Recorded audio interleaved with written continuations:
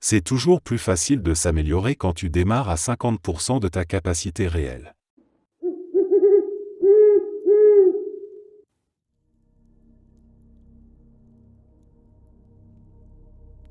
Éloigne-toi des narcissiques. À tout prix. Peu importe le contexte amical, amoureux, familial ou professionnel, laisse tomber l'idée que tu peux les gérer, les comprendre, ou pire, les sauver. Ce n'est pas qu'ils sont simplement égocentriques ou un peu trop sûrs d'eux. C'est que leur manière de fonctionner repose, profondément, sur une distorsion constante de la réalité autour d'eux. Et si tu restes trop longtemps dans leur orbite, tu finis par douter de tes propres perceptions, de ta valeur, et parfois même de ta santé mentale. Ce qui rend un narcissique dangereux, ce n'est pas toujours évident au début. Ils peuvent être charmants, brillants, flatteurs. Ils savent parfaitement dire ce qu'il faut pour se rendre indispensable ou fascinant. Mais ce vernis est trompeur.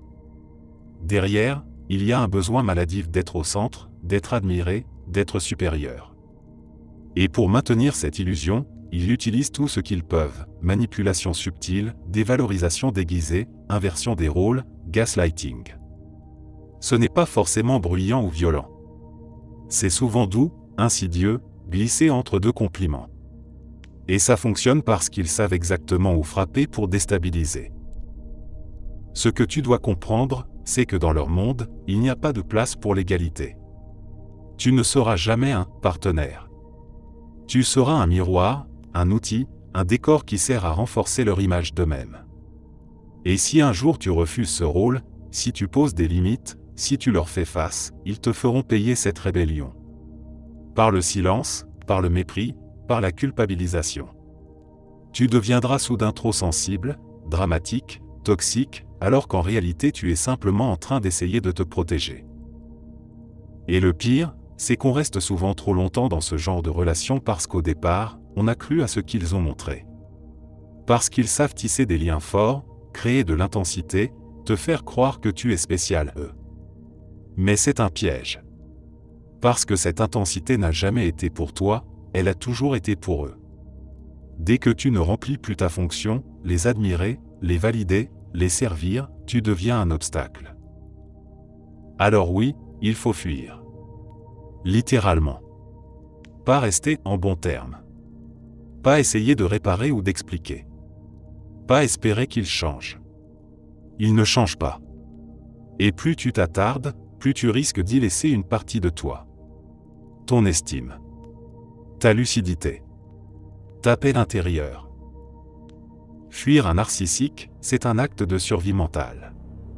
C'est poser une limite nette et sans retour. Ce n'est pas de la lâcheté. C'est de l'auto-respect. Et c'est probablement l'une des décisions les plus saines que tu peux prendre pour protéger ton équilibre et ton énergie à long terme.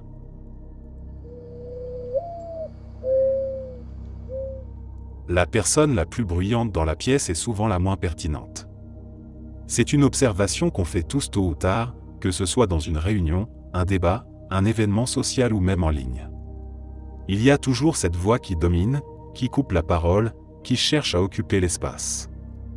Elle parle fort, elle parle beaucoup, elle veut absolument être entendue.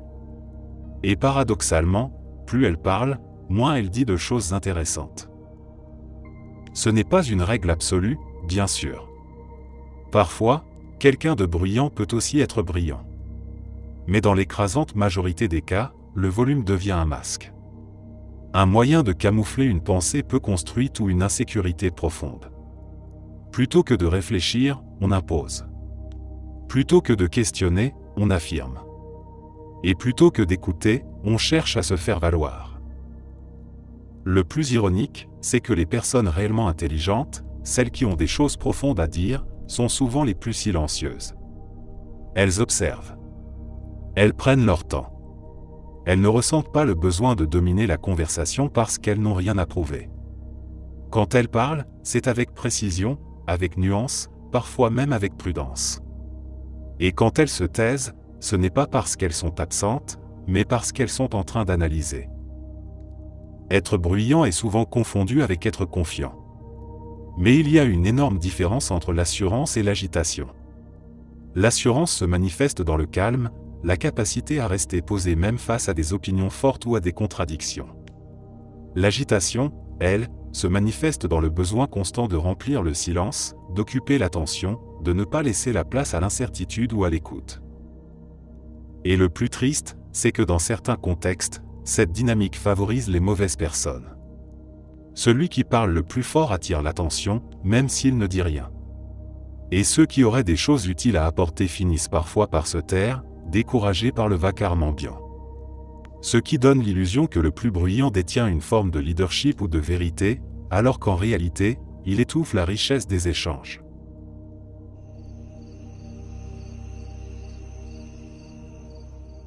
Dire la vérité 99% du temps.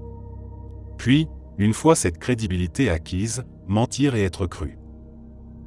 C'est une stratégie aussi vieille que les relations humaines elles-mêmes. Il ne s'agit pas seulement de manipulation mais d'un aperçu glaçant de la façon dont la confiance fonctionne réellement dans notre société. La confiance, contrairement à ce qu'on aime croire, n'est pas forcément un gage de vérité. Elle est souvent le résultat d'un comportement cohérent, prévisible, apparemment sincère. Et dans cette routine de véracité, certains y voient l'opportunité parfaite pour insérer un mensonge stratégique à un moment clé, quand les enjeux sont élevés, et que personne ne remettrait leurs paroles en question. Ce principe est souvent utilisé dans les milieux où l'information est une monnaie. La politique, la finance, les affaires, les relations interpersonnelles tendues. On construit une réputation impeccable, on devient cette personne que tout le monde croit aveuglément. Et un jour, une seule phrase suffit pour faire basculer une décision, orienter une situation ou détourner un soupçon, simplement parce qu'on a été fiable jusqu'alors. Mais ce qui est vraiment troublant, c'est que cela fonctionne. Les gens ne réévaluent pas constamment les intentions de ceux en qui ils ont confiance. Ils baissent leur garde, ils projettent leur propre honnêteté sur les autres, et ils s'exposent. Cette phrase met en lumière une faille profonde dans notre conception de la vérité et de l'éthique. Elle démontre à quel point la vérité peut être instrumentalisée, non pas comme une fin en soi, mais comme un outil. Un levier. Ce genre de stratégie peut paraître diabolique, mais elle est incroyablement humaine. Elle reflète une forme de calcul social que beaucoup pratiquent sans forcément le formuler aussi froidement. Des parents, des collègues, des amis peuvent tous utiliser cette logique à leur échelle. Ce n'est pas toujours malveillant, mais c'est rarement innocent.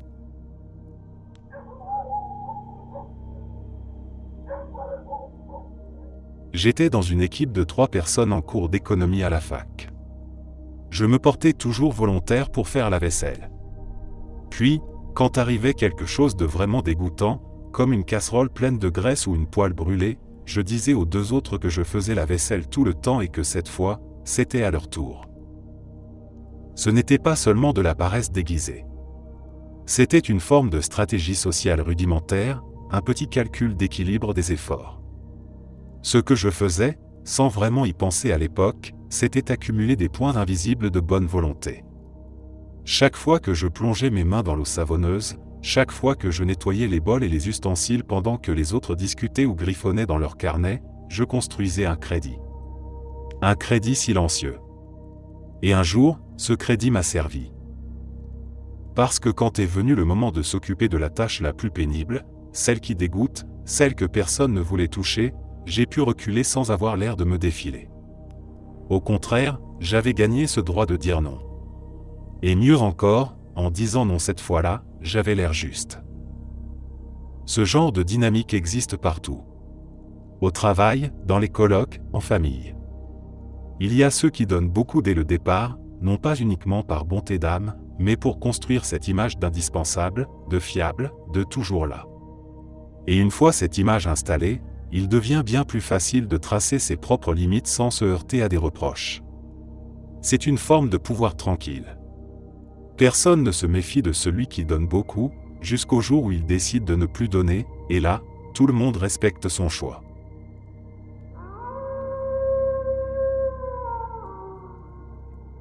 Rien n'ouvre quelqu'un plus grandement qu'un compliment sincère suivi d'une histoire à laquelle il peut s'identifier. Il y a une magie étrange dans cette combinaison. Un compliment bien placé, pas une flatterie vide, mais un vrai, quelque chose d'observé avec attention, a le pouvoir de désarmer. Pas dans le sens où la personne se sent faible, mais dans celui où elle cesse un instant de se protéger. C'est comme si tu venais d'appuyer sur un interrupteur interne. Les épaules se détendent. Le regard change. Et tout devient un peu plus humain. Un compliment authentique, c'est un signal, je te vois. Et dans un monde où la plupart d'entre nous se sentent anonymes, ça touche profondément. Mais là où ça devient puissant, c'est quand ce compliment est suivi par une histoire. Pas une histoire lointaine ou prétentieuse. Une histoire vraie, simple, vulnérable. Quelque chose que la personne peut reconnaître dans sa propre vie. Ça crée un miroir. Tu ne parles plus juste à une oreille, tu parles à une mémoire, à une émotion. Et soudain, la conversation n'est plus transactionnelle, elle devient intime. Ce genre de moment, aussi discret soit-il, peut transformer une relation. Dans un cadre professionnel, ça peut faire tomber la barrière hiérarchique. Dans un contexte social, ça peut marquer le début d'une amitié inattendue. Et dans les situations les plus tendues, ça peut désamorcer une défense bien ancrée. Il y a des gens qui essaient de convaincre en imposant. En parlant fort, en affichant leur supériorité ou leur expertise. Et il y a ceux qui avancent doucement, en tendant quelque chose de sincère. Une observation bienveillante, une anecdote vraie. Devine lesquels sont les plus écoutés. Devine lesquels laissent une trace.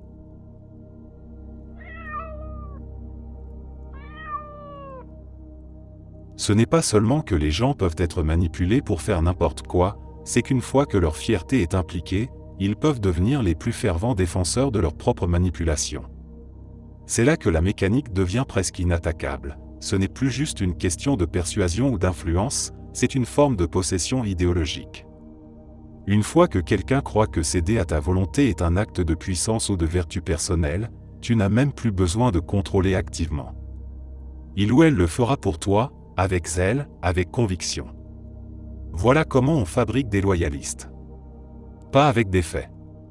Avec de l'identité. Prenons un exemple extrême, mais qui existe, un homme plus âgé, intelligent, manipulateur, jouant sur la psychologie pour contrôler une fille plus jeune. Il ne l'appellera jamais « fille », car cela pourrait la mener à douter, à remettre en question la dynamique. Non, il l'appellera « femme », il lui dira qu'elle est mature, qu'elle voit plus loin que les autres de son âge. Il flatte son ego, sa quête de reconnaissance, son besoin de se différencier. Il lui fait croire que cette relation est un signe de sa propre indépendance. Résultat, elle s'enferme elle-même dans la logique qu'il a créée. Ce n'est plus lui qui impose la relation, c'est elle qui la défend. Et à ce stade, il n'y a plus de résistance à briser, elle s'est déjà alignée psychologiquement avec l'agresseur. C'est une forme de syndrome de Stockholm, mais induite via la fierté. Mais ce schéma dépasse de très loin les relations interpersonnelles. C'est une recette que des politiciens, des idéologues, des figures d'autorité appliquent à grande échelle.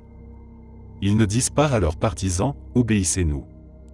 Ils disent « vous êtes intelligents, éclairés, fidèles à vos racines, à votre culture. Vous comprenez ». Et là, au lieu d'argumenter sur des idées, ils injectent ces idées dans l'identité même des gens. On ne critique plus une position politique, on attaque qui ils sont. Et personne n'abandonne volontiers ce qu'il croit constituer sa valeur personnelle. Ce que ça m'a appris, avec un peu de psychologie et surtout avec ma sensibilité d'artiste, c'est que les émotions sont des leviers bien plus puissants que la logique. Je peux créer une œuvre qui bouleverse, qui fait réfléchir, ou qui pourrait, si j'avais d'autres intentions, manipuler. L'art peut flatter, caresser dans le sens du poil, ou au contraire réveiller des zones sensibles. Et ce pouvoir-là m'a appris une chose essentielle. Si quelqu'un est en train de titiller votre ego, si vous vous sentez soudainement spécial, compris, valorisé par un message, soyez très attentif à ce qui suit. Ma femme a toujours eu du mal à prendre des décisions. C'était rarement frontal, mais ça se manifestait dans des détails, elle hésitait entre deux plats au restaurant, n'arrivait pas à trancher sur des projets communs, ou se laisser porter par mes choix même quand elle avait envie de l'inverse. Pas par faiblesse, mais à cause d'un passé familial pesant, des parents très contrôlants, où exprimer une volonté propre n'était pas toujours bien reçu. Alors, pour alléger ce poids au quotidien, j'ai eu une idée simple, presque bête, jouer à pierre-feuille-ciseaux pour trancher à sa place. Mais avec une règle tacite, je choisissais toujours Pierre. Au début, elle ne l'a pas remarqué. Puis un jour, elle a compris le code. Et c'est là que les choses sont devenues intéressantes. En fonction de ce qu'elle voulait vraiment, elle adaptait son choix. Feuille si elle voulait l'emporter et aller dans sa direction, ciseaux si elle voulait que je garde la main. Ce petit jeu est devenu une sorte de langage discret entre nous, une manière de contourner les blocages, de l'aider à poser ses choix sans conflit. C'était à la fois une solution douce et un espace de sécurité. Elle apprenait à identifier ce qu'elle voulait, sans devoir l'imposer de manière frontale. Pour moi, c'était un plaisir sincère de l'aider à se sentir plus forte, plus à l'aise avec sa propre volonté. Mais comme toutes les bonnes idées, celle-ci a évolué. Ce qui avait commencé comme un soutien émotionnel est peu à peu devenu un outil de détournement. Elle commença à proposer de jouer pour éviter des tâches. Nettoyer la voiture? On joue. Aller faire les courses? On joue. Préparer le dîner? On joue. Et moi, fidèle à la tradition, je sortais Pierre, enchaînant les défaites avec le sourire, parce que bon, ce n'était que des petites choses, et puis elle avait l'air contente. Jusqu'au soir où tout a changé. On vivait alors chez sa mère, en transit entre deux appartements. Il était tard, et sa mère venait de réserver un vol de dernière minute depuis un aéroport à 3 heures de route. Elle débarque dans le salon, sac à la main, demande si quelqu'un peut l'y conduire. Ma femme se tourne vers moi, un petit sourire aux lèvres, et dit « On joue ?» Et sans réfléchir, pour la première fois en 2 ans, ma main part sur ciseaux. Il y a eu un silence glacial. Elle m'a regardé comme si je venais de trahir un pacte ancestral. Sa mère, elle, n'a rien remarqué de la tension microscopique qui venait de surgir. Elle l'a pressé, « Allez, on y va !» Et ma femme a suivi, un peu hébétée, tandis que moi, je commandais une pizza, lançais la console et passais une soirée royale à jouer jusqu'à pas d'heure. Ce geste involontaire m'a fait réaliser que j'avais, sans m'en rendre compte, construit une carte sortie de galère gratuite. Un outil d'arbitrage qui s'était retourné contre son créateur. Et c'était beau, en un sens. Parce que ce petit jeu avait aidé quelqu'un que j'aime à se sentir plus sûr d'elle.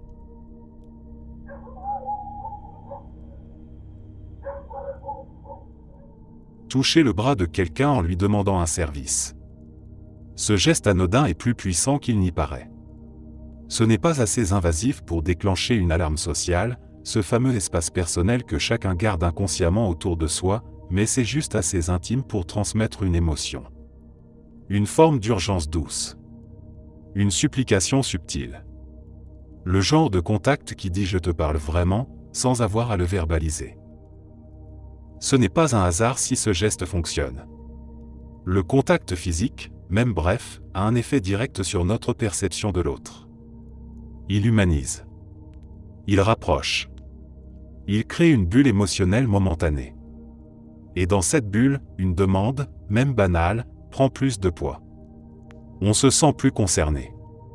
Plus engagé. Plus enclin à dire oui. Pas parce que le geste est magique, mais parce que notre cerveau social est câblé pour y réagir. Je n'ai pas appris ça dans un livre. Je l'ai appris d'une ex. Une femme brillante, magnétique et dangereusement manipulatrice. Elle en parlait presque avec fierté. Ce n'était pas un geste spontané pour elle. C'était une technique. Un levier émotionnel. Elle le faisait avec ses amis, avec sa famille, avec moi. Toujours dans un contexte où elle voulait quelque chose sans avoir à argumenter. Elle me touchait le bras, me regardait avec cette expression de « j'ai besoin de toi » et c'était fini. Je disais oui. Pas parce que j'étais convaincu, mais parce qu'elle avait contourné ma logique et s'était branchée directement sur mon empathie. Ce n'est pas forcément un outil malveillant. Dans un cadre sain, le contact physique peut être un moyen sincère de créer du lien, d'exprimer de la chaleur, de montrer qu'on est là, vraiment. Mais quand il est utilisé comme un hack social, là, ça devient autre chose. Une manière de suspendre le libre arbitre des autres. D'obtenir quelque chose non pas parce qu'on le mérite ou qu'on le demande honnêtement, mais parce qu'on a su bypasser leur défense naturelle. Depuis, je fais attention. Non pas à éviter le contact, mais à repérer quand il est utilisé. Quand quelqu'un me touche au bras pour accompagner une requête, je me pose une question simple: est-ce que ce geste vient d'un élan émotionnel authentique, ou est-ce qu'il fait partie d'un scénario soigneusement huilé? Ce genre de conscience ne rend pas paranoïaque, ça rend lucide. Parce qu'il faut le dire, beaucoup de manipulations sociales ne passent pas par des mots. Elles passent par des micro-gestes. Des silences placés, des regards prolongés, un ton de voix, un effleurement du bras. Et plus quelqu'un maîtrise ces subtilités, plus il peut façonner les réponses des autres sans jamais avoir l'air de forcer.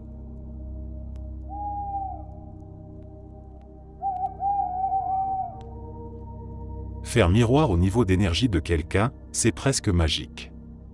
Si la personne en face est excitée, pleine d'entrain, match cette vibe. Si elle est calme, posée, réfléchie, ralentit ton rythme, adoucit ton ton. Ce n'est pas juste une astuce sociale, c'est un langage non-verbal puissant que la plupart des gens comprennent sans même en avoir conscience. Et ça change absolument tout dans la façon dont ils te perçoivent. Quand tu ajustes ton énergie à celle de l'autre, tu envoies un message fondamental: je te vois. Pas juste ce que tu dis, mais comment tu le vis. Tu montres que tu captes leur fréquence émotionnelle, que tu es en synchronie, pas en train d'imposer ton tempo. Et ce simple ajustement suffit à créer une sensation de confort, de complicité, presque d'intimité. Les gens se détendent autour de ceux qui les font se sentir compris, pas seulement dans les mots, mais dans le rythme. C'est une technique que j'ai observée chez ceux qui ont un talent presque instinctif pour le social.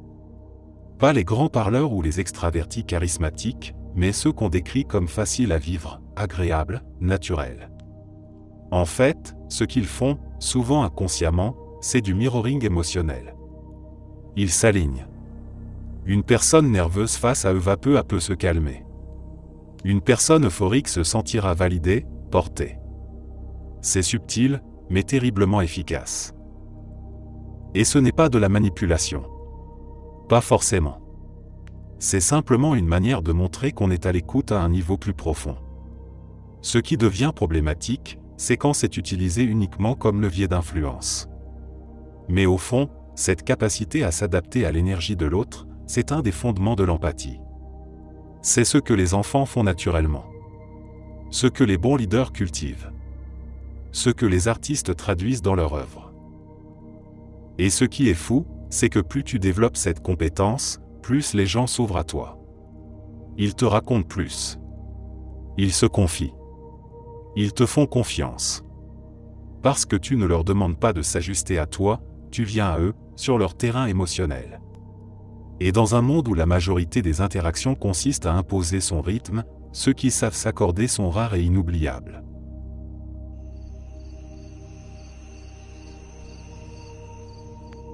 Si tu te trouves trop silencieux, si tu sens que l'ambiance devient bizarre ou tendue quand tu es en groupe, ce n'est souvent pas à cause de ce que tu dis ou ne dis pas. C'est parce que les autres perçoivent ton inconfort. Et l'humain est câblé pour détecter ce genre de choses. Il n'y a pas besoin d'être un expert en langage corporel, l'énergie que tu dégages quand tu n'es pas à l'aise est palpable. Et une fois que les autres la sentent, ils deviennent à leur tour plus rigides, plus hésitants. Le malaise devient collectif. Et on en sort avec cette impression fausse, je suis nul en social. Alors que le vrai problème, c'était cette tension invisible qu'on traînait dès le départ. Ce que j'ai compris, et ce qui m'a littéralement changé la vie, c'est qu'il ne s'agit pas de devenir confiant, devenir intéressant, devenir détaché du jugement des autres. Non. Il suffit juste de jouer le rôle. D'improviser cette version de toi qui n'est pas gênée. Celle qui entre dans une pièce comme si elle appartenait à l'endroit. Celle qui parle comme si ce qu'elle disait avait de la valeur, même si ça ne révolutionne rien. Et le plus dingue? Les gens y croient. Parce qu'en société, la réalité perçue est la réalité. Si tu agis comme si tu étais détendu, les autres le ressentent. Ils se calment. Ils rient plus facilement. Ils te laissent de l'espace pour t'exprimer. Et tout à coup, cette pièce dans laquelle tu te sentais prisonnier devient un terrain neutre. Tu n'as pas besoin de briller. Juste de tenir ton rôle. Et au fil du temps, tu réalises que tu ne joues plus. Ce masque que tu mettais au début commence à s'intégrer. Tu n'es plus juste en train de faire semblant d'être à l'aise. Tu es à l'aise. Parce que tu t'es prouvé que tu pouvais l'être. Fake it till you make it est souvent moqué parce qu'on le prend au pied de la lettre. Mais c'est peut-être une des approches les plus concrètes pour casser une boucle sociale négative. Tu ne changes pas qui tu es. Tu changes comment tu te présentes. Et en faisant ça, tu changes comment les autres te perçoivent, et surtout, comment tu te perçois toi-même.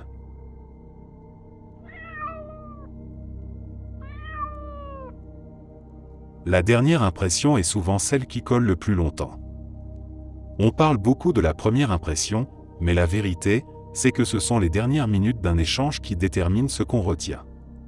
C'est ce moment final, juste avant de raccrocher, de sortir d'une salle, de quitter un groupe, qui s'imprime émotionnellement. Et si tu maîtrises ce moment, tu transformes radicalement la manière dont les gens te perçoivent. C'est presque une règle d'or sociale, quitte les interactions sur une note haute. Pas de manière forcée ou artificielle, mais avec une touche sincère et positive. Une vraie reconnaissance, un sourire, un mot qui valorise l'autre. Un compliment qui montre que tu as écouté. Une blague bien placée. Ou même simplement une vraie curiosité, tu m'expliqueras un jour comment tu fais ça aussi bien. Ce genre de choses, aussi bref soit-il, a un effet disproportionné. Parce que la plupart des gens vivent dans une routine émotionnelle tiède, voire un peu négative. Pression, stress, comparaison, fatigue. Quand quelqu'un leur laisse une sensation positive, même légère, ça tranche. Ça s'ancre. Et plus tu laisses les gens avec une bonne énergie, plus ils associent ta présence à ce ressenti. Tu deviens cette personne qu'on aime bien croiser, celle avec qui les conversations se terminent en sourire, pas en flou ou en gêne. Ce n'est pas juste une astuce pour réussir dans le monde professionnel, même si, clairement, ça aide. C'est une façon de rendre ton environnement plus favorable, plus fluide, plus humain. Les gens t'ouvrent plus de portes, te pardonnent plus facilement, veulent naturellement collaborer avec toi. Non pas parce que tu es un génie social, mais parce qu'à chaque échange, ils repartent avec un peu plus que ce qu'ils avaient en arrivant. Et ça ne demande pas grand-chose. Pas besoin d'être drôle en permanence ou de faire des discours inspirants. Il suffit d'être attentif à la sortie. De ne pas quitter une discussion comme on ferme une porte derrière soi. De prendre ces 10 dernières secondes pour offrir quelque chose, même minime. Une attention. Un clin d'œil verbal. Un petit merci qui ne sonne pas comme une formule automatique, mais comme une reconnaissance réelle. Avec le temps, ça s'accumule. Les gens ne se souviennent pas toujours de ce que tu as dit exactement, ni de ton CV, ni même de ton niveau de compétence.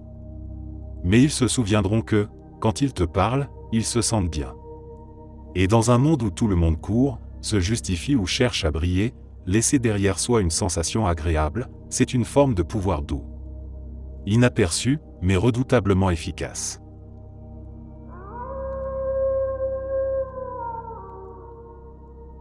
Les gens adorent parler d'eux-mêmes.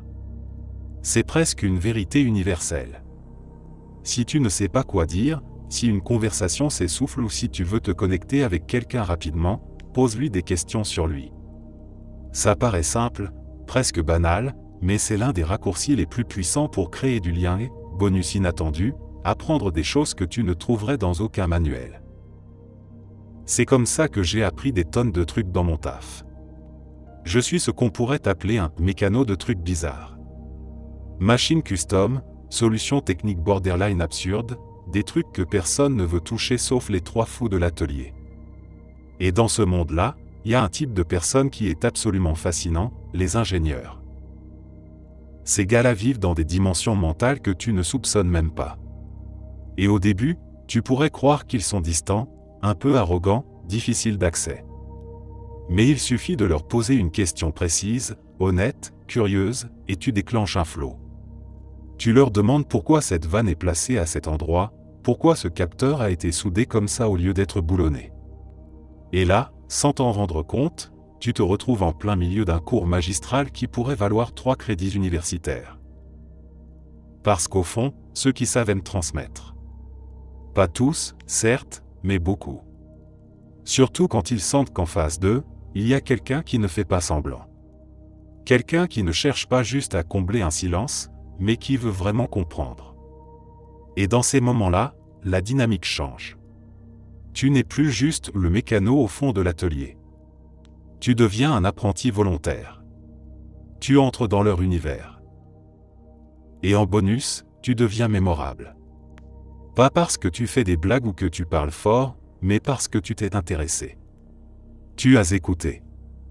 Et crois-moi, dans un monde où tout le monde attend juste de parler de soi, les gens se souviennent très bien de ceux qui leur ont offert cet espace.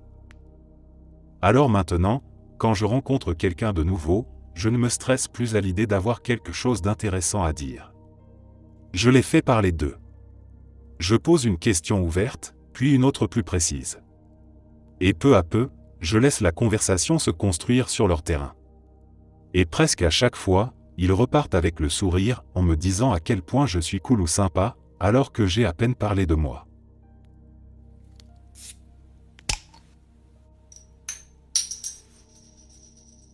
Il y a beaucoup de gens qui croient dur comme fer qu'avec suffisamment de confiance dans la voix, ils peuvent dire n'importe quoi et s'en tirer sans que personne ne bronche. Et malheureusement, ils ont souvent raison. Parce que dans bien des contextes pro, social, ou même publics, la forme prime sur le fond. L'assurance devient un substitut de vérité.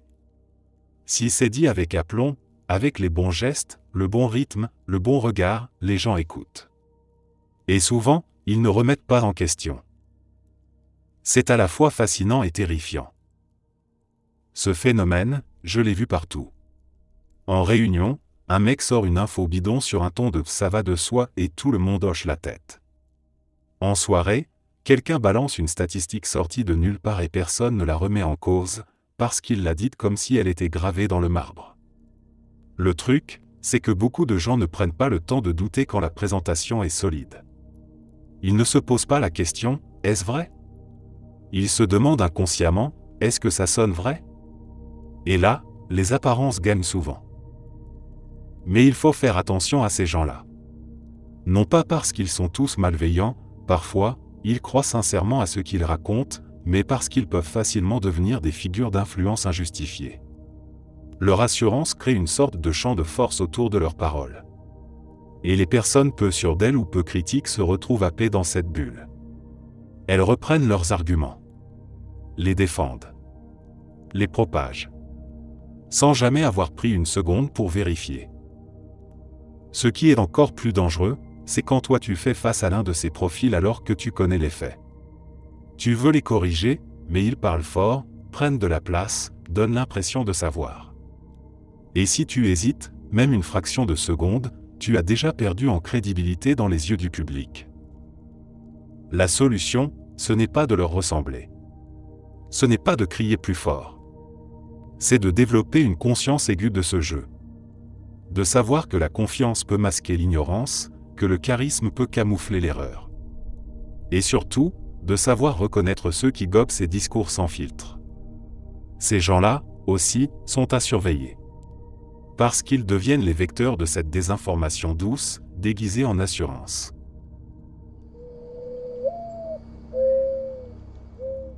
Les tuer avec de la gentillesse est la plus grande technique de troll jamais inventée. C'est presque cruel à quel point ça fonctionne bien. Quand quelqu'un est furieux contre vous, que ce soit un inconnu en ligne, un collègue, un membre de la famille ou même un ami, la première tentation c'est de répondre avec la même énergie, de se défendre bec et ongle ou pire encore de riposter avec agressivité. Mais il y a une autre voie, beaucoup plus efficace et infiniment plus satisfaisante, la gentillesse implacable. Imaginez quelqu'un qui est en train de s'emporter contre vous, qui vous insulte ou vous accuse de tout et n'importe quoi.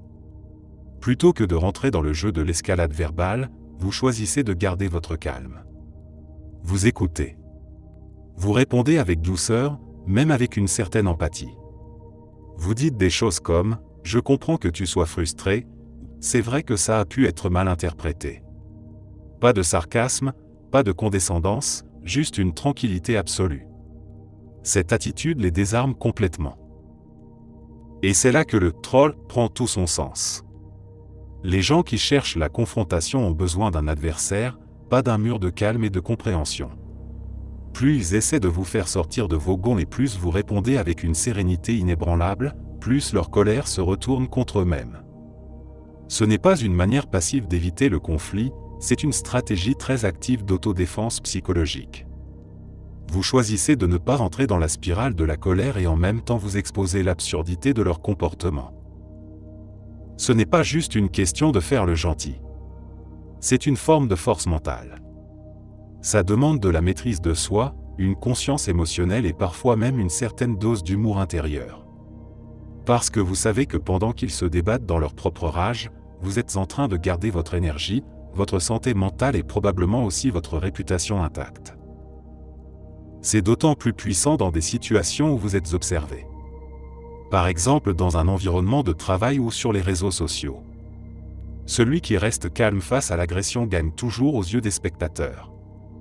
Les gens ne se souviendront pas du contenu exact de la dispute mais ils se souviendront très bien de qui a gardé son sang-froid et qui a perdu le contrôle.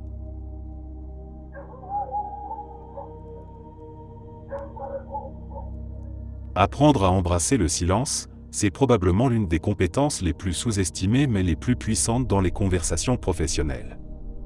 On nous a tellement conditionnés à croire que le silence est inconfortable, qu'il faut le combler, qu'un échange doit être fluide et constant, sans le moindre temps mort. Et pourtant, dans certains contextes, le silence est l'outil le plus stratégique que l'on puisse utiliser. Ce qu'il faut comprendre, c'est que dans beaucoup d'environnements professionnels, réunions, négociations, entretiens, le silence agit comme un révélateur. Il crée une tension naturelle, pas une tension agressive, mais une forme de vide que la majorité des gens vont instinctivement chercher à combler. Et c'est précisément dans ces moments que les choses intéressantes se produisent. Quand vous posez une question importante et que vous vous taisez après, la personne en face va souvent ressentir le besoin de combler ce silence, parfois en révélant des informations qu'elle n'avait pas prévu de donner. Elle va préciser ses intentions, s'étendre sur ses doutes, se contredire peut-être, ou dévoiler des détails qu'elle pensait garder pour elle. Parce qu'il y a cette pression implicite de remplir le vide, beaucoup finissent par dire trop. C'est encore plus frappant dans les négociations. Une simple pause, un regard calme, un silence assumé peut déséquilibrer la partie adverse sans que vous ayez à hausser le ton ou argumenter. On pourrait presque dire que celui qui est le plus à l'aise avec le silence a le pouvoir. Car pendant que l'autre se débat avec son propre inconfort, vous êtes en train de garder le contrôle du rythme, de l'attention, et donc de l'issue. Ce n'est pas du stoïcisme vide. Ce n'est pas non plus une tactique pour manipuler. C'est une façon de montrer qu'on est à l'aise avec l'incertitude, qu'on n'a pas peur de laisser respirer la conversation, qu'on est capable d'écouter activement sans avoir besoin de réagir immédiatement. C'est aussi une marque de confiance, dans ce que vous venez de dire, dans ce que l'autre va dire ensuite, et dans le fait que vous n'avez pas besoin d'en faire trop pour vous faire entendre. La clé, évidemment, c'est d'apprendre à ne pas paniquer face au silence. À ne pas le vivre comme un malaise ou une faiblesse. À le voir comme un espace stratégique où les choses mûrissent. Ce n'est pas parce que rien ne se dit que rien ne se passe. Bien au contraire. Parfois, ce sont dans ces secondes suspendues que tout se joue.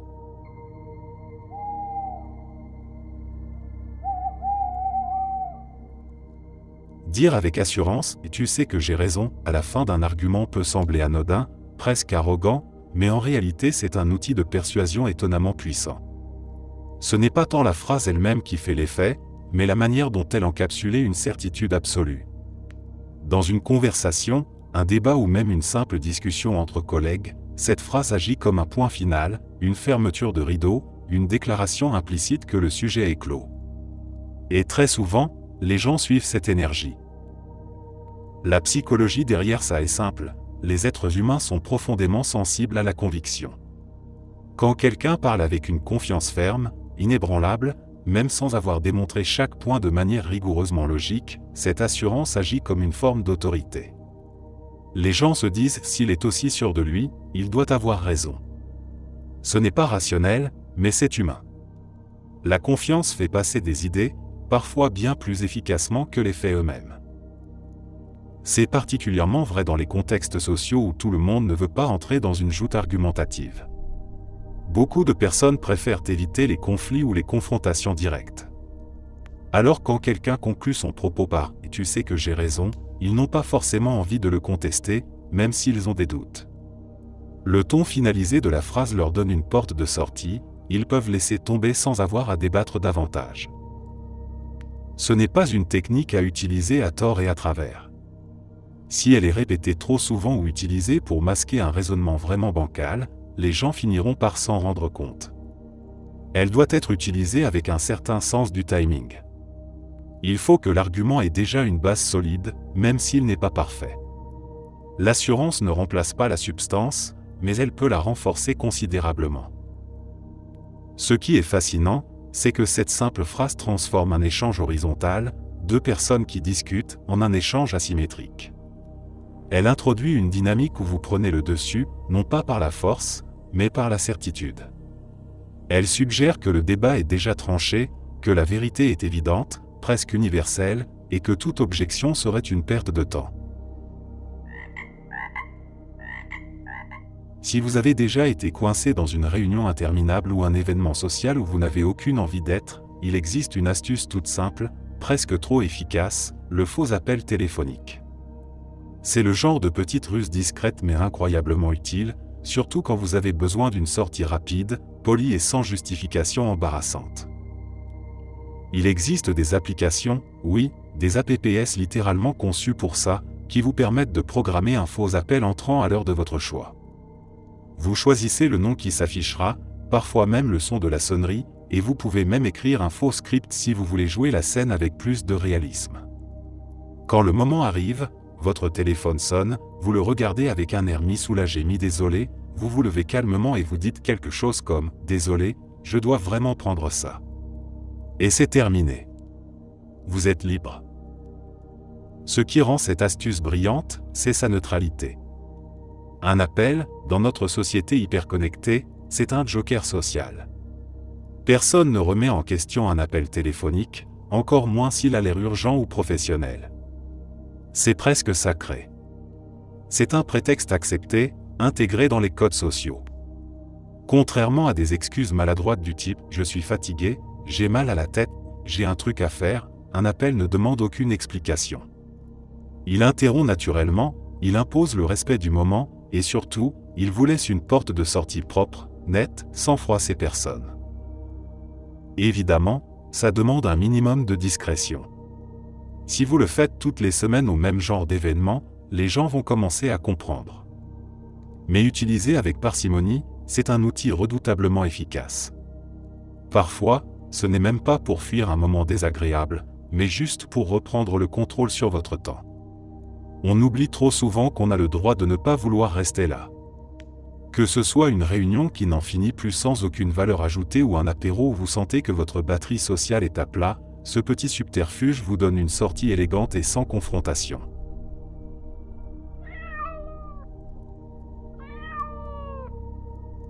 En tant que manager dans le commerce de détail, j'ai appris une chose que je n'aurais jamais soupçonnée au départ: la majorité des clients qui se plaignent ne cherchent pas forcément une solution, un remboursement ou un geste commercial. Ce qu'ils veulent, dans la grande majorité des cas, c'est simplement être entendus. Rien de plus. Et une fois qu'ils se sentent écoutés, vraiment écoutés, tout redescend naturellement. C'est presque devenu une routine, un client arrive, visiblement agacé, parfois même sur les nerfs. Il y a eu une erreur, un malentendu, ou quelque chose n'a pas répondu à ses attentes. À ce moment-là, la première tentation serait de se justifier immédiatement, de défendre le personnel, de couper court pour préserver l'image du magasin. Mais j'ai appris à faire l'inverse. Je me tais, j'écoute, je regarde la personne dans les yeux, j'opine de la tête, je reformule parfois ce qu'elle vient de dire pour lui montrer que j'ai compris. Et c'est là que la magie opère. Dans 9 cas sur 10, le client finit par se calmer de lui-même. Il me remercie d'avoir pris le temps, d'avoir été disponible, et il s'en va sans rien demander de plus. Ni remise, ni excuse formelle, ni compensation. Juste le sentiment d'avoir été respecté et pris au sérieux. Ce n'est pas une question de procédure, c'est une question humaine. Dans un monde où tout va vite, où les gens ont l'impression d'être des numéros ou des nuisances, leur offrir une écoute réelle devient un acte profondément apaisant. Ce qui est fascinant, c'est que ça fonctionne même dans des situations où nous avons clairement tort. Et même parfois quand nous avons raison. Parce que le problème n'est pas toujours l'objet de la plainte, c'est le ressenti. Ce que la personne exprime, c'est souvent une frustration accumulée, un besoin de reconnaissance, un ras-le-bol de ne pas être pris au sérieux ailleurs. Et à ce moment précis, on devient pour elle une soupape. Et si on réagit avec calme et empathie, ça désamorce tout. Je ne dis pas que tous les clients sont faciles, ni que chaque plainte est justifiée. Mais j'ai vu de mes propres yeux que l'écoute est 1000 fois plus efficace que n'importe quel script de relation client. Parce que c'est sincère, humain et terriblement rare. Et à long terme, ça construit une image de confiance, de respect, et parfois même une fidélité inattendue.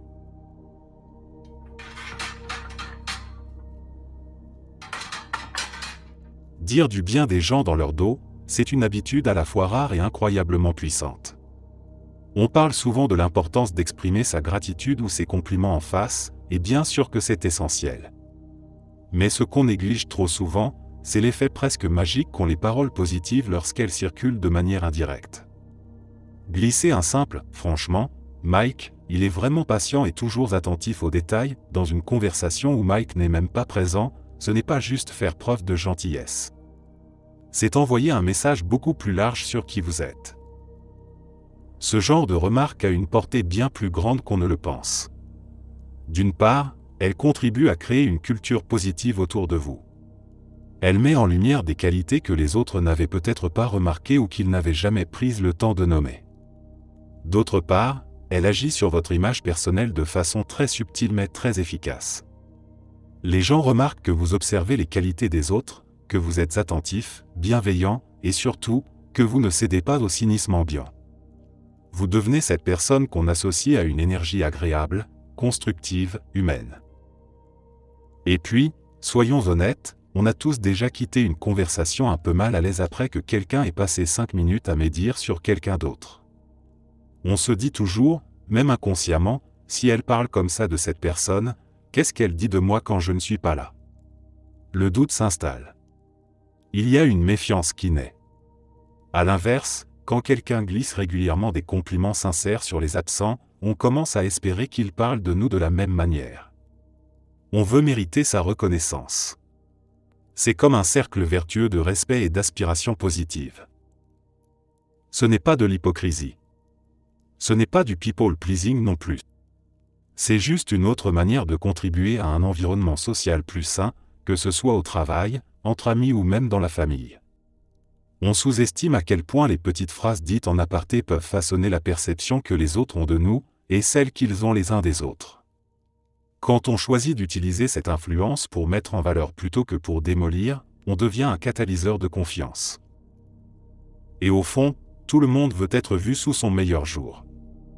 Alors si vous êtes cette personne qui remarque les bonnes choses chez les autres, et qui les répète avec naturel et discrétion, vous devenez quelqu'un qu'on respecte, qu'on apprécie, et qu'on espère entendre parler de soi, même quand on n'est pas là.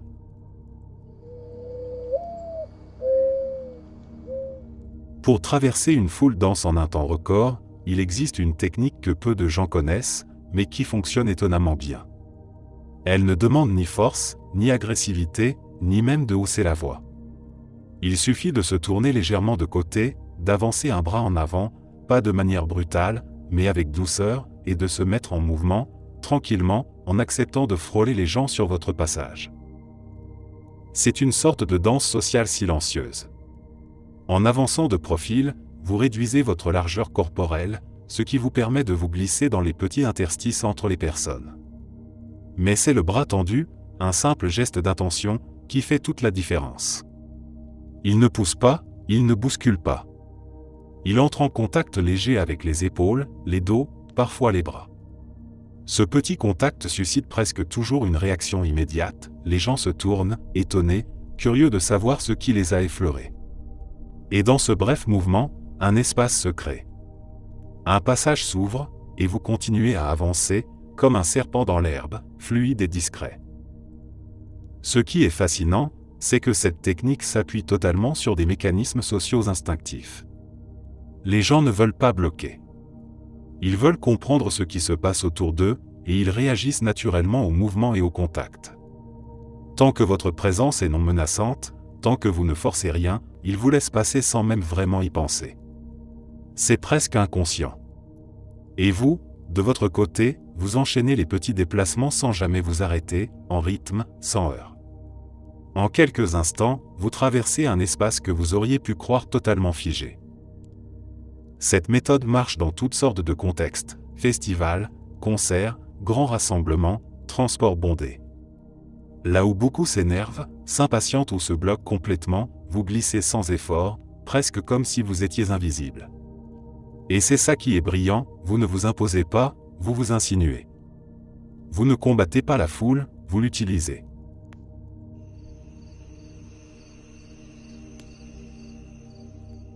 Les bonnes manières et l'apparence comptent bien plus qu'on ne veut l'admettre.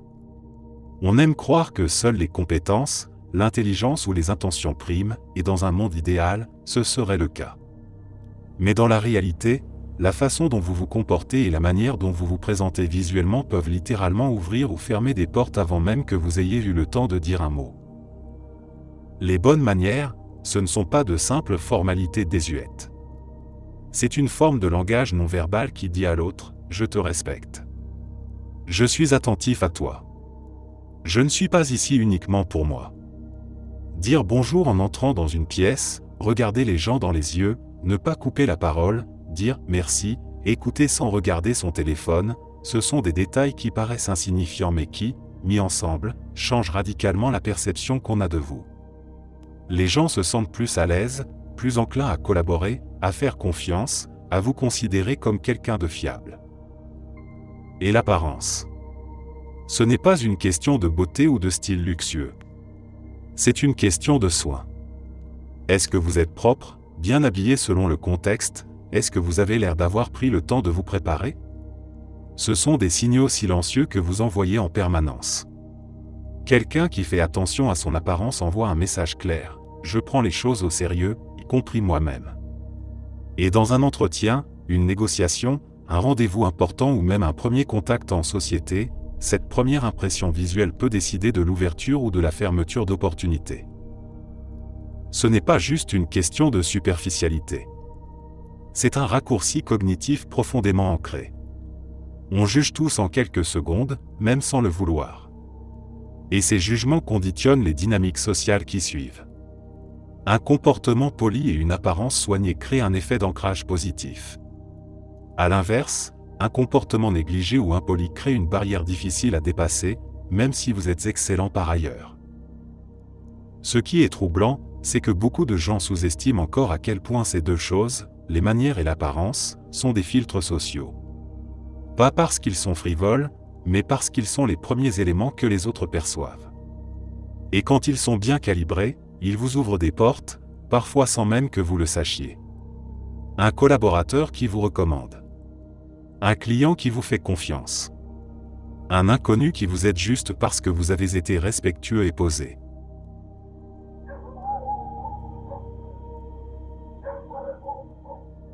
Laisse tes collègues arrogants sous-estimer tes compétences quand tu commences un nouveau job.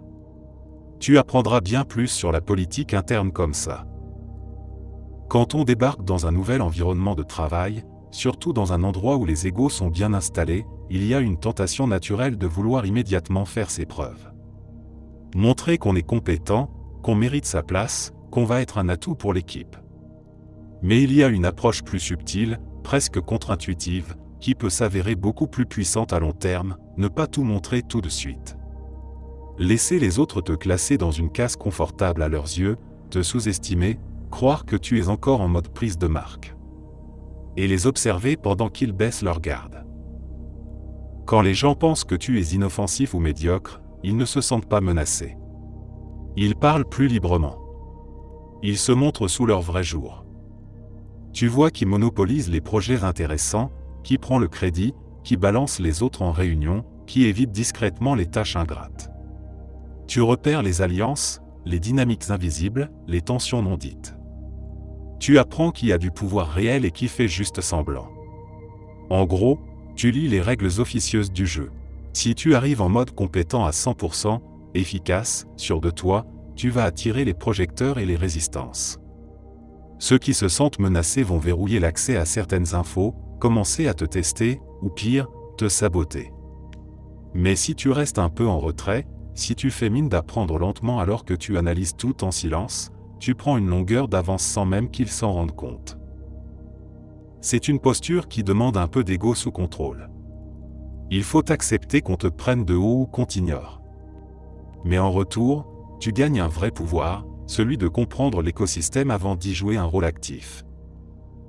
Sous-estimer quelqu'un est souvent une erreur que les gens font avec enthousiasme. Si tu sais l'encaisser sans t'énerver, tu peux transformer ce jugement hâtif en opportunité. Parce que dans les coulisses d'un bureau, la politique compte autant que les compétences.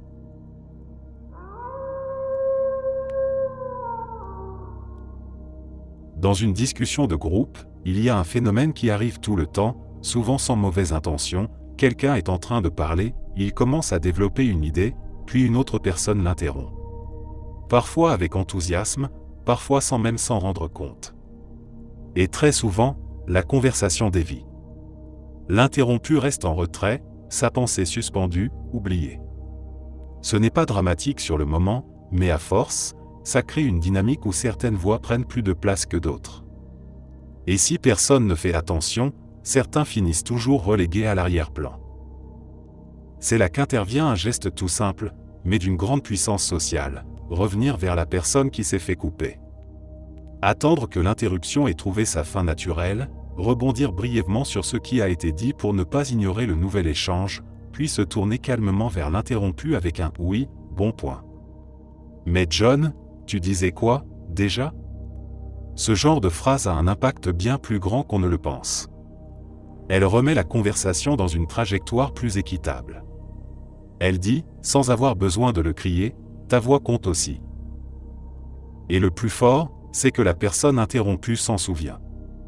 Peut-être pas consciemment, peut-être pas de manière marquée, mais ça reste. Elle se souviendra que quelqu'un a pris le temps de lui redonner sa place dans la conversation.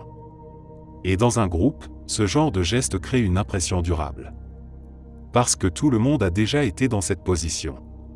Tout le monde s'est déjà senti mis de côté dans une discussion, noyé dans le flot, et tout le monde sait à quel point ça fait du bien quand quelqu'un vous tend la main pour vous réintégrer. Ce n'est pas une posture morale ou paternaliste.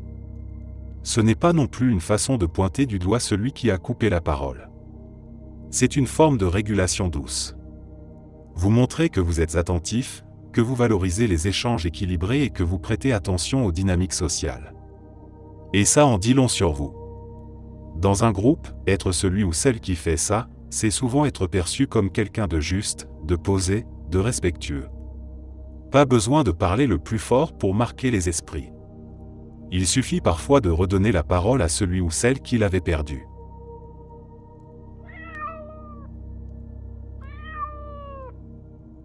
Dans la plupart des cercles sociaux, que ce soit en famille, au travail ou entre amis, il y a presque toujours une personne qui joue le rôle du critique. C'est celui ou celle qui commente à voix haute, qui pointe les défauts, qui ne se gêne pas pour dire ce qu'il pense des autres, souvent sous couvert de franchise. Parfois, c'est subtil. Parfois, c'est brutal. Et ce qui est fascinant, c'est que malgré son attitude négative, cette personne finit souvent par avoir un pouvoir d'influence étrange sur le groupe. Les gens font attention à ce qu'ils disent autour d'elle. Ils ajustent leur comportement. Ils cherchent à éviter d'être dans sa ligne de mire ou, pire, ils essaient activement de gagner son approbation. C'est comme si, sans même s'en rendre compte, le groupe validait l'autorité de ce critique. Pourtant, son rôle ne repose sur aucune légitimité formelle. Il ou elle n'est pas nécessairement plus compétent, plus intelligent ou plus respecté. Mais en projetant constamment des jugements, cette personne devient un centre d'attention involontaire. Et dans un groupe, l'attention équivaut souvent à une forme de pouvoir. Ce qui est encore plus étrange, c'est que les critiques qu'elle émet ne sont même pas toujours fondées ou constructives. Mais elle crée une dynamique, celle où chacun veut éviter d'être critiqué, et donc cherche inconsciemment à s'aligner ou à plaire. C'est là que le phénomène devient toxique. Parce que cette peur subtile d'être jugé par le critique commence à formater les interactions. On évite de dire certaines choses. On surjoue certains aspects de sa personnalité. On essaie de briller sur les sujets où l'on sait qu'il ou elle pourrait approuver. Le groupe commence à se calibrer sur l'opinion d'une seule personne, souvent la moins bienveillante. Et ce qui est vraiment absurde, c'est que ce genre de dynamique repose sur une illusion. On donne du pouvoir à quelqu'un simplement parce qu'il est le plus bruyant, le plus tranchant ou le plus sûr de lui. Pas parce qu'il a raison. C'est exactement l'inverse de ce qu'on devrait valoriser dans un groupe sain. L'avis du critique n'a pas plus de valeur, et souvent beaucoup moins, que celui des autres. Mais son ton autoritaire, son aisance à formuler des jugements, et le silence des autres face à ça, créent cette espèce de fausse légitimité. Le vrai défi, c'est de ne pas tomber dans ce piège. De remarquer la dynamique et de ne pas jouer le jeu. De continuer à être authentique même si ça ne plaît pas aux critiques. De redonner de la valeur aux voix plus calmes, plus nuancées, plus bienveillantes. Parce qu'à long terme, ce sont elles qui construisent, qui unissent, qui élèvent le groupe. Pas celles qui pointent du doigt à chaque occasion. J'étais défoncé au milieu d'une grosse foule quand j'ai eu cette sorte de moment de clarté inattendue, un de ces instants où tout ralentit et tu remarques des trucs que tu ne vois jamais d'habitude. J'étais près d'un petit groupe en train de discuter, et j'écoutais sans vraiment le vouloir. Ils se racontaient des histoires, chacun leur tour, en mode détendu. Et c'est là que j'ai capté un truc évident mais qu'on ne remarque jamais consciemment, la façon dont on raconte une histoire change complètement la manière dont les autres nous écoutent. Dans ce groupe, une personne en particulier parlait avec beaucoup de genre, tu sais, des mots de remplissage à répétition. Et même si ce qu'elle racontait avait l'air marrant à la base, tu sentais que l'attention des gens autour d'elle baissait progressivement. Les regards partaient, l'énergie chutait, on sentait que la sauce ne prenait pas. Et quelques minutes plus tard, une autre personne a pris la parole. Pas forcément plus drôle, pas plus charismatique, mais elle racontait de manière fluide, sans hésitation, sans se perdre dans des hésitations constantes. Elle prenait son temps, laissait les autres réagir, ponctuait bien son récit. Et là, tout le monde était accroché. Juste parce que la forme était maîtrisée. Ça m'a frappé parce que c'est tellement vrai dans la vie quotidienne aussi. On a tous quelqu'un dans notre entourage qui sait captiver un groupe, même s'il ne raconte rien d'incroyable. Et souvent, ce n'est pas le fond de ce qu'ils disent qui les rend intéressants, c'est la manière dont ils le disent. Ils ne remplissent pas le silence avec des « ils ne cherchent pas leurs mots à chaque phrase, ils ne parlent pas trop vite, et surtout, ils ne fuient pas l'interaction. Ils laissent les gens réagir, ils créent du rythme. C'est là que j'ai compris un truc essentiel, chaque « like » de trop agit comme un petit frein. Une micro-rupture dans le fil du discours qui fait décrocher les autres, un signal d'hésitation qui rend ce qu'on dit moins solide. Plus on en met, plus on a l'air de chercher nos idées, même si ce n'est pas le cas. Et inconsciemment, les gens commencent à décrocher. Pas parce qu'ils ne nous aiment pas ou qu'ils ne trouvent pas notre histoire intéressante, mais parce qu'on ne la livre pas de manière confiante. Depuis ce moment-là, j'essaie d'observer ceux qui racontent bien. Ceux qui parlent avec calme, qui posent leur voix, qui choisissent leurs mots avec soin sans être rigides. Ils savent doser le silence, rebondir sur les réactions du groupe, donner du relief à ce qu'ils disent. Et tu te rends compte que ce sont eux qu'on écoute. Ce sont eux dont on se souvient.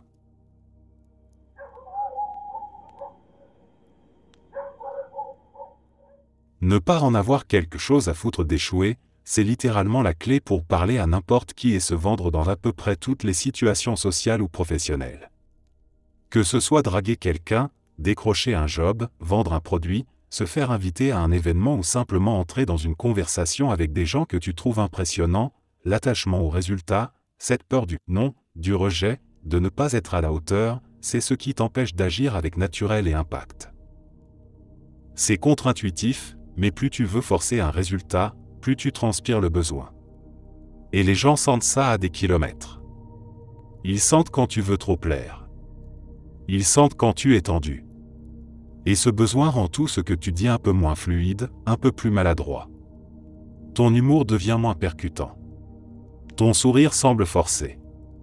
Tu te projettes dans un échec potentiel avant même d'avoir ouvert la bouche. Et pourtant, dès que tu arrêtes de t'accrocher à l'idée de gagner la personne ou la situation, tout change. Tu deviens plus léger. Tu poses des questions sans chercher à obtenir une réponse précise. Tu parles pour le plaisir d'échanger, pas pour valider ton image. Tu proposes des idées sans te crisper.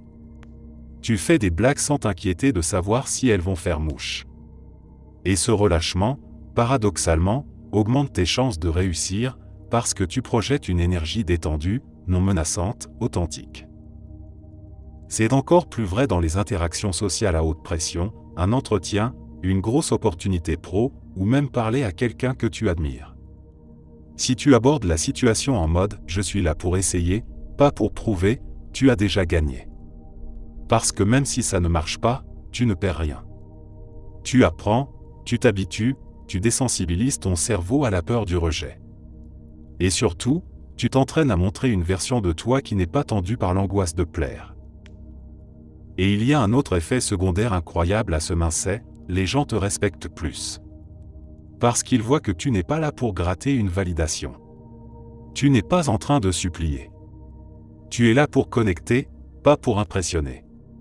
Et cette posture-là, c'est rare. Ça respire la confiance.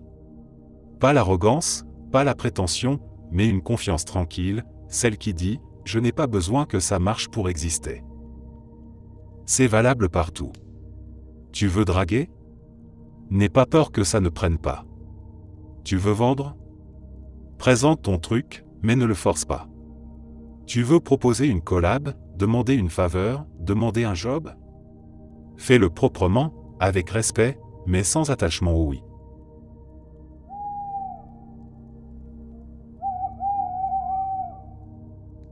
Ne dévoile jamais tout ton jeu quand tu commences un nouveau travail. Cache une partie de tes compétences et de tes talents jusqu'à ce que tu en aies vraiment besoin pour avancer. C'est toujours plus facile de s'améliorer quand tu démarres à 50% de ta capacité réelle. Beaucoup de gens abordent un nouveau poste comme une audition permanente. Ils veulent tout donner, tout de suite. Impressionner. Se faire aimer. Prouver à tout le monde qu'ils sont à la hauteur, voire au-dessus. Et pourtant, ce réflexe peut se retourner contre eux. Car une fois que tu as montré tout ce que tu sais faire dès le départ, tu n'as plus de marge. Plus de surprises. Tu es condamné à maintenir cette cadence, ce niveau de performance, cette image de super employé, sans jamais flancher. Et ça, c'est un piège. En réalité, commencer doucement, à moitié vitesse, c'est une stratégie bien plus intelligente. Non pas pour glander, mais pour observer. Évaluer les gens, les processus, les attentes implicites. Prendre la température politique. Comprendre à qui tu peux faire confiance, et qui va essayer de t'utiliser. Pendant que tu t'intègres, tu gardes sous le coude tes compétences les plus précieuses. Tu t'assures qu'elles ne sortent pas gratuitement, au mauvais moment, pour les mauvaises personnes. Et surtout, en retenant une partie de ton potentiel, tu crées un espace pour la progression visible. Parce que rien n'est plus valorisé en entreprise que l'idée d'évolution. Si tu démarres fort, les attentes montent en flèche, et chaque performance devient juste la norme. Par contre, si tu commences bien mais sans tout montrer, tu peux créer l'illusion d'une courbe ascendante. 6 mois plus tard, quand tu débloques soudainement un niveau supérieur, tout le monde remarque. Tu passes de « bon élément » à indispensable sans même avoir à changer de rôle. Ce n'est pas de la manipulation. C'est de la préservation. Une façon de contrôler ta narration professionnelle. Parce que ton image, ton évolution, ta marge de manœuvre, tout ça se joue dès les premières semaines. Et si tu lâches tout d'un coup, tu perds le levier. Alors que si tu avances stratégiquement, que tu gères ton exposition, tu gardes le pouvoir d'impressionner quand ça compte. Dans un environnement où tout le monde veut prouver, choisir de retenir est une forme de contrôle. Et parfois, le vrai talent, c'est de savoir quand le montrer. Merci d'être resté jusqu'à la fin. N'oubliez pas d'aimer la vidéo, de vous abonner et de partager vos propres histoires en commentaire. On se retrouve demain à la même heure devant ce feu.